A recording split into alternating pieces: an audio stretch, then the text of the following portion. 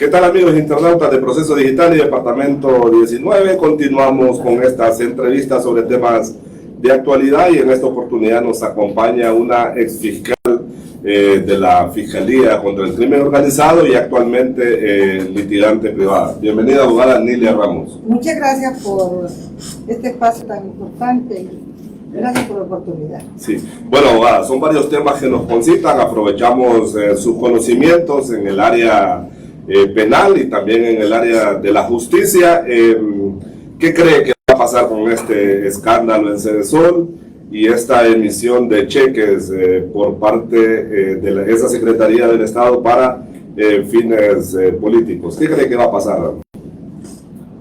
Bonita pregunta.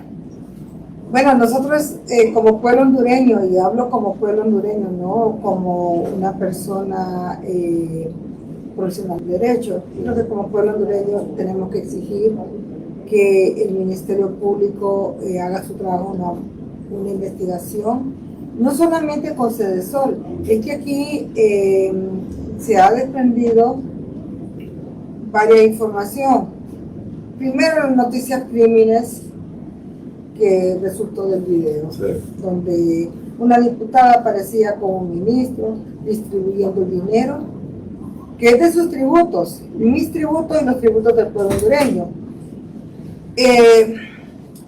Esperando que el Ministerio Público haga su trabajo, inicie de oficio una investigación, pero de verdad, no para favorecer a diputados que son los que lo tienen allí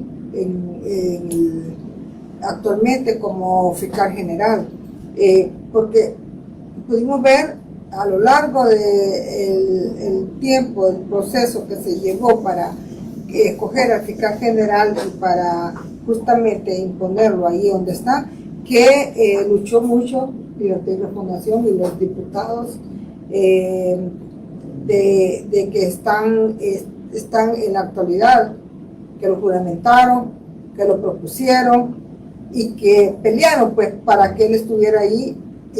Son los mismos que ahora están envueltos en actos de corrupción.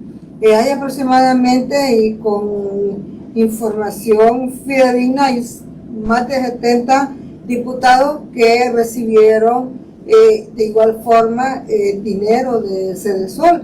O sea, cada diputado tenía derecho a 6.5 millones de lempiras para hacer campaña política, porque es que ese es el aprovechamiento, que cómo le van a estar dando el dinero a los diputados para que vayan a tirar un bulto de arena a una calle y después salgan diciendo yo la reparé, sí, y como yo la reparé, denme el voto. O sea, ¿cuál es el derecho de que un diputado tenga el voto?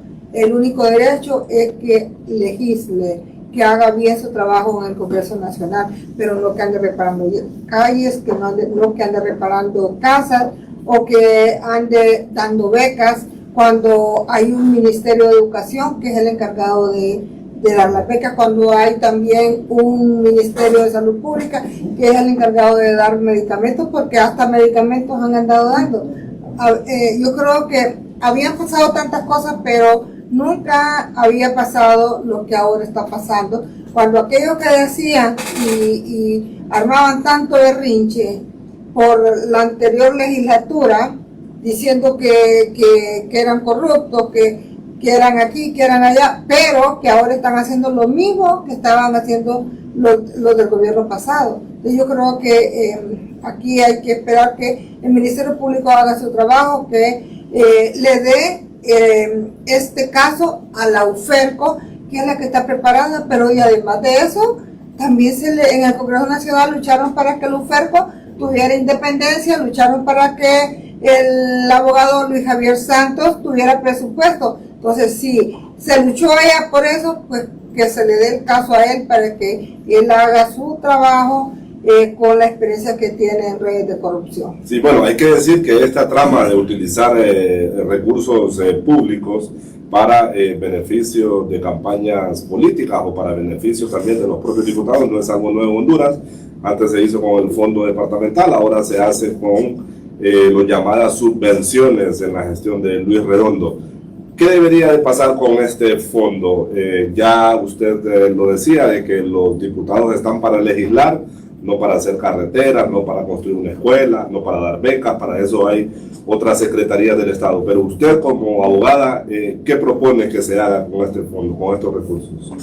Bueno, es que, como dice usted, es algo que ha pasado siempre en el transcurso de todos los gobiernos anteriores, pues se han estado usando estos fondos, antes como fondo departamental, ahora como subvenciones. Desafortunadamente es constitucional, le voy a decir que en la Constitución de la República ya está establecido esos fondos, ellos se han aprovechado de eso, porque se supone que está establecido en la Constitución de la República, pero para hacer el trabajo para el cual nosotros los escogimos.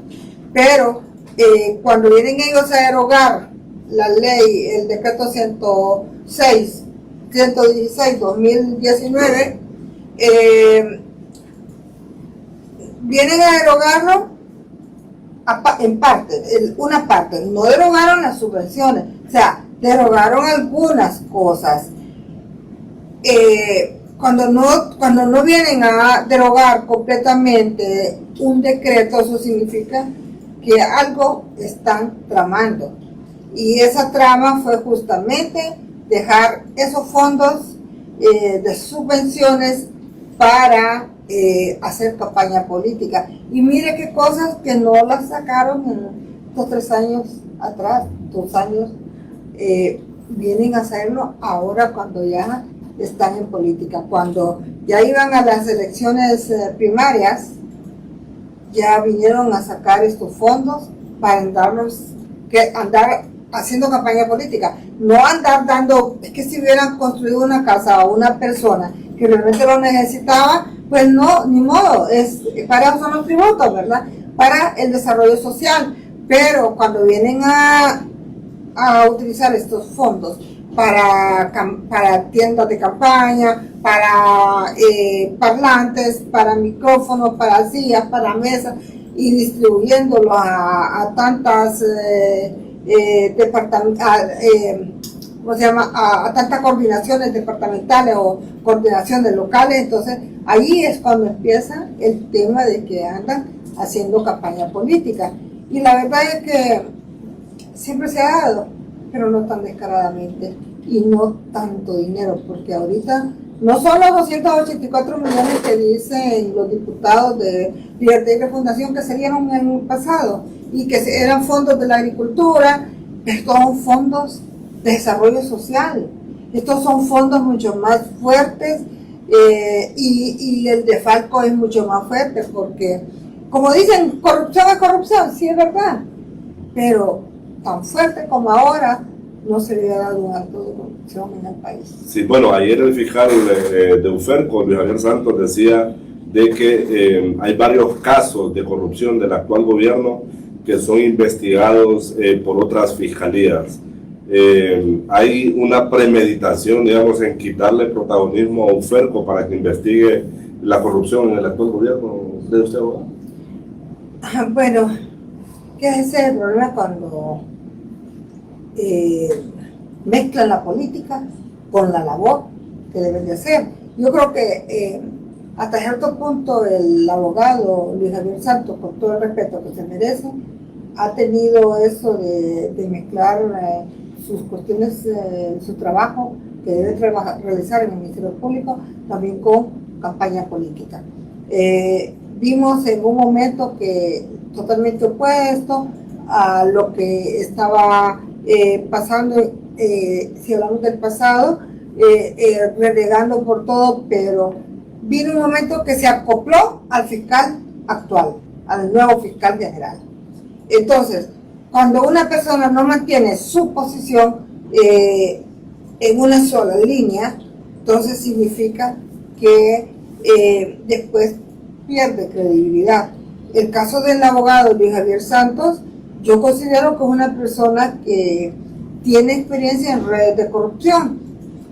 Desafortunadamente no tiene el personal que debe tener la UFERCO, no tiene analista financiero que debe tener la UFERCO, pero si el fiscal general quisiera inyectarle este personal a Luis Javier Santos y hacer que la UFERCO sea una unidad grande y que tenga la capacidad para investigar estos actos de corrupción, yo creo que sería lo ideal. Pues sí que hasta hay un decreto en el Congreso Nacional donde se le dieron supremos poderes. Y los supremos poderes, entonces hay que tratar de que Luis Javier los amplíe. Sí. ¿Y qué le ha parecido la gestión del actual fiscal Joel Zelaya? Ya hay varios casos, por ejemplo, que son muy recientes, que la gente reclama, como lo ocurrido en las elecciones primarias, el caso Corium, por mencionar algunos, y ahora lo que está pasando con este escándalo en Cedesol. Siempre sale el fiscal diciendo de que ningún caso se va a quedar impune, pero no vemos actuaciones contundentes en los tribunales. ¿Cuál es su opinión sobre eso? Bueno, mire, ¿qué es el problema de cuando un fiscal ha sido impuesto por la fuerza? Cuando los mismos que están cometiendo actos de corrupción son los que lo impusieron y hicieron todo lo humanamente posible para que él estuviera ahí. Incluso un narco video que apareció, que quien aparece fue quien lo juramentó. Un presidente del Congreso Nacional que luchó por tenerlo ahí y que también está cometiendo actos de corrupción con esos 800 millones de lempiras que utilizó en presto barbas, en comida y cosas cuando la gente se está muriendo del hambre. Si usted va a las aldeas y va a encontrar bastante escasez. Cuando hay medicamentos, cuando hay hospitales que no tienen medicamentos, no tienen ni tan siquiera médicos. Entonces, pero bueno, con la pregunta, yo considero que el fiscal general lo que con su apariencia, con su actitud, lo que demuestra es que quiere andar haciendo campaña política. Cada vez que habla, denota eso. Cuando necesitábamos que investigara y que era una noticia crímenes de que había indicio racional de participación, no lo hizo en el caso de Carlos Zelaya, sí. Cuando salió el narcovideo. El narcovideo era una noticia de crímenes y no fue, hecho por inteligencia artificial, fue algo que salió y que vino de Eisenkran. Sí.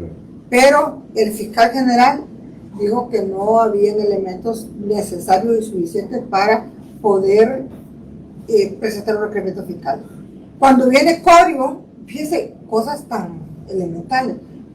A Corio le encuentran tantos millones de lempiras allí, pero inmediatamente dijo, hay tanto de dinero, tengo instrucciones de la Presidenta de la República de regresarlo. ¿Cómo es que si mete las manos en la valija o en la caja donde tenían todo ese dinero, no nos sacó con un acta diciendo, mire señores, aquí está, contamos tanto, aquí está, y esto lo vamos a entregar? ¿Quién lo va a recibir? Mire, lo recibió fulano de tal. Entonces, para que lo entregue, pero aquí no sabemos ni quién. Una vez que contaron el dinero, ¿a quién se lo entregaron? Por lo menos yo no lo sé. Es la gente que invirtió, se supone que invirtió, que esa inversión, esa gente todavía sigue reclamando. Entonces creo que ahí hay una irresponsabilidad del fiscal general, por un lado. Por otro lado, allí era para que presentara inmediatamente un requerimiento por lavado de activos, porque no podía ser de que hubiera tanto dinero en esa empresa y en otros lados, en la casa del señor Velázquez, en el vehículo de él, tanto dinero. Otra persona salió con una mochila llena de dinero. Entonces son cosas que uno mira que hay una deficiencia en la investigación. Entonces, que si están pasando esas cosas, y bueno, y mire, ahorita está el gramillazo, está el planillazo, está esta denuncia que hizo en el DINAF también, lo de DINAF. Bastó con retirar la persona que estaba traficando se supone que traficaba con menores, sí.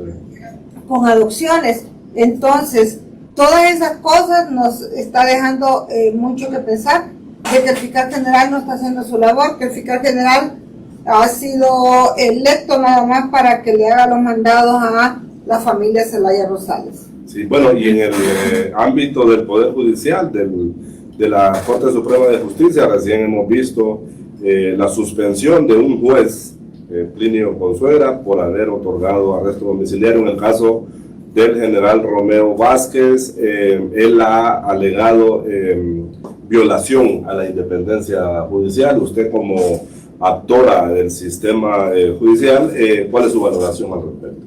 Fíjense que yo, en relación a ese caso, yo pienso que el Poder Judicial no tiene por qué meterse en la discrecionalidad que tienen los jueces para otorgar una medida, por ejemplo, sustitutiva a la prisión preventiva.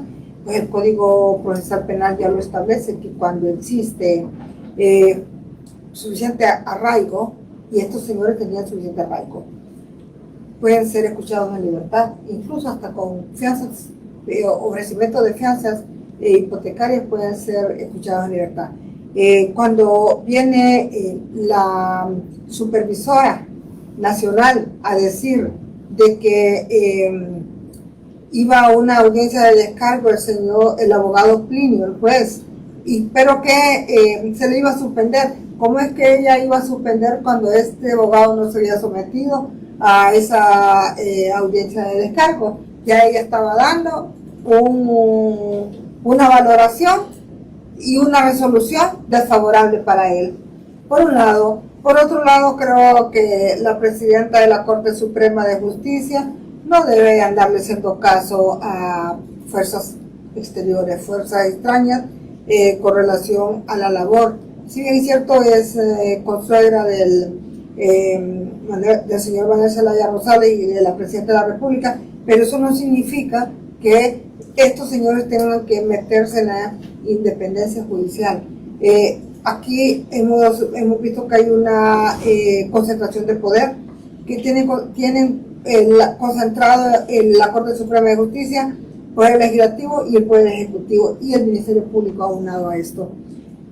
Yo pienso que el que le hayan revocado las medidas, que también hubo allí injerencia política, al general Vázquez Velázquez y a los demás militares, significa, y tan rápido en 3 días, significa que hay fuerzas extrañas también metidas desde el Poder Ejecutivo, que ya sabemos quiénes son esas fuerzas extrañas.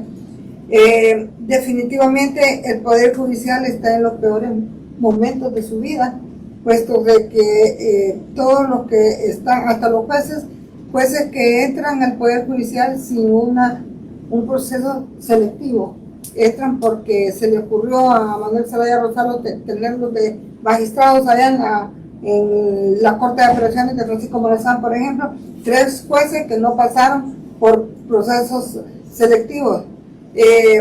Luego, cuando en criminalidad organizada, cuando ponen jueces también que no han pasado por un proceso selectivo, significa que hay bastante interés manifiesto al respecto. Y usted, que visita prácticamente todos los días la Casa de la Justicia de Honduras, ¿por qué cuesta tanto un fallo? Porque hay fallos que llevan años, hay amparos, resoluciones, recursos en la Corte Suprema de Justicia que duran años, y hay otros que en 2-3 días son resueltos, especialmente cuando tienen fines políticos. Bueno, cuando hablamos de Casa de la Justicia, yo le llamo Casa de la Justicia, porque es tan injusto, tantas cosas que suceden allí. Si usted no tiene un padrino político, sus casos, sus recursos de amparo, sus recursos casacionales le van a tardar 3 y 4 años, y un simple recurso de apelación le va a tardar 2 años. A mí realmente me sorprendió cuando en 3 días le dieron el fallo al señor Romeo Vázquez Velázquez, en contra, por supuesto. Había un fin extremado políticamente. Pero también me sorprendió cuando le dieron el fallo al señor Edras Amado López en 1 mes. Entonces, cuando uno tiene expedientes que tienen 2 años de estar ahí esperando un fallo en la Corte de Apelaciones, vienen aquí tan bonito a darle fallos a personas y para desfavorecer a los otros que también tienen un derecho. En el caso de el general Vázquez Velázquez, era una persona pues que tenía suficiente arraigo, era un delito que en 15 años no se había ido de aquí. Ya sabíamos que iba a traer un gobierno diferente, apegado a libertad y refundación, y ya sabíamos que iba a pasar lo que pasó, pero no de esta forma, no de la forma también como están traficando con la justicia. Para mí eso es tráfico de justicia, y yo creo que se debe de buscar la forma de que estos jueces o estos magistrados que están haciendo ese trabajo tan sucio, porque para mí ese es trabajo sucio, debe de haber alguien que les ponga un alto, que por lo menos que presenten denuncias, aunque sea al Ministerio Público, aunque queden allí un poco archivadas para cuando hay un nuevo cambio de gobierno. Abogada Nilia Ramos, para ir concluyendo y agradeciendo que nos visite aquí en Proceso Digital, ¿sigue siendo la justicia hondureña esa serpiente que solo pica a los descalzos? Definitivamente. Es una justicia selectiva. Es una justicia que cuando hay intereses políticos, ahí está diciendo aquí estoy. Pero cuando es una persona de pies descalzos la que ha cometido un delito, a esa persona, si soy usted, si soy yo, a eso sí llevémoslos detenidos, porque no hay un fin que nos haga que sea interesante ese caso, pero en el caso de personas a quienes quieren afectar, porque políticamente esas personas los van a afectar a ellos, a eso sí hay que darles un golpe bajo. Sí, prevé que de aquí a noviembre, que es cuando habrá elecciones generales en Honduras, se sacuda el ambiente político con extradiciones de personajes políticos. Bueno, mire que hay dos solicitudes de extradición acá en este país que llegaron en septiembre del año pasado, y esas solicitudes de extradición no han salido a la luz. Pero de igual forma, a mí me interesa que hayan cambios, que los diputados que vayan al Congreso Nacional en las próximo proceso electoral sean las personas idóneas, íntegras, transparentes, y de esas personas solamente usted y yo o los que están aquí las pueden escoger o las podemos escoger. Creo que es justo que nos demos la oportunidad como pueblo hondureño de seleccionar aquellas personas o aquellos políticos que van a ir al Congreso Nacional, que van a ir a la Casa Presidencial, que van a ir como alcaldes o que van a ir como regidores. Este es el momento para hacer cambios, y hay que escoger, hay que salir a votar, porque salir a ejercer el sufragio significa votar por la democracia. Sí, y hablando penalmente y jurídicamente, procede la renuncia y la imputación de la diputada Isis Cuellar por este escándalo de los cheques en Cedesol. Claro, es una noticia crímenes el que haya salido ese video para poder acreditar el indicio racional de participación en contra de la señora Isis y en contra del señor Cardona. Esta es la noticia crímenes que el Ministerio Público debe de hacer de oficio. Debe de levantar una denuncia de oficio y suficiente para poder obtener unos buenos años en la cárcel, suficiente esta noticia crímenes, porque ellos mismos aceptan que distribuyeron el dinero. Es el inicio racional de participación, y que con la mínima probabilidad o actividad probatoria se puede lograr este fin, por mientras va caminando la investigación completa, como son las auditorías financieras, que son bien importantes para demostrar lo demás. Hoy el Poder Judicial inició el primer receso de este 2025 ¿Cree que cuando vuelvan a sus labores prácticamente se haya enfriado este tema? Son casi 20 días que van a estar fuera, pero nosotros esperemos que el Ministerio Público haya dejado un grupo de fiscales trabajando. Este caso yo creo que es bien importante que se descubra esta red de 70 diputados que están defalcando sus tributos y mis tributos, el erario público, que hemos visto de gran sobremanera que no les ha importado administrar la red pública, la cosa pública. Entonces, yo creo que el Ministerio Público debe de haber dejado fiscales, agentes de investigación, analistas financieros investigando este caso para cuando lleguemos de las vacaciones tengamos la sorpresa de que se va a presentar un requerimiento fiscal contra la señora Isis Cuellar y contra el señor Cardona. Le dejo las cámaras de Proceso Digital y Departamento 19 para que nos regale sus últimas valoraciones. Sigue un reclamo ciudadano porque dicen que la justicia tardía no es justicia, una población ávida de justicia. Usted fue fiscal del Ministerio Público, ahora está en el otro lado, es litigante privada. ¿Cuál es su mensaje final al respecto? Sí. Bueno, primero, gracias por su invitación, ¿verdad?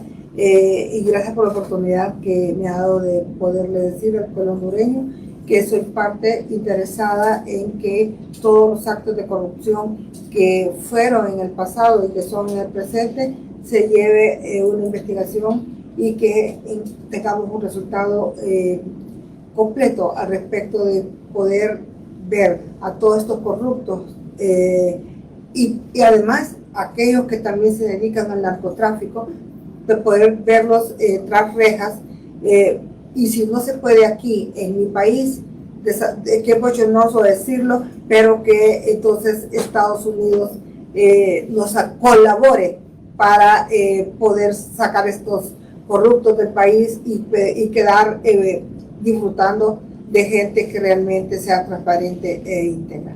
Esta tarde en Proceso Digital, la exfiscal del Ministerio Público, litigante privada y también una fuente asidua de la prensa hondureña sobre temas que tienen que ver con la justicia en Honduras. A todos ustedes les invitamos a continuar muy de cerca con todas estas transmisiones que están a un solo clic en todas nuestras plataformas digitales. Buenas tardes.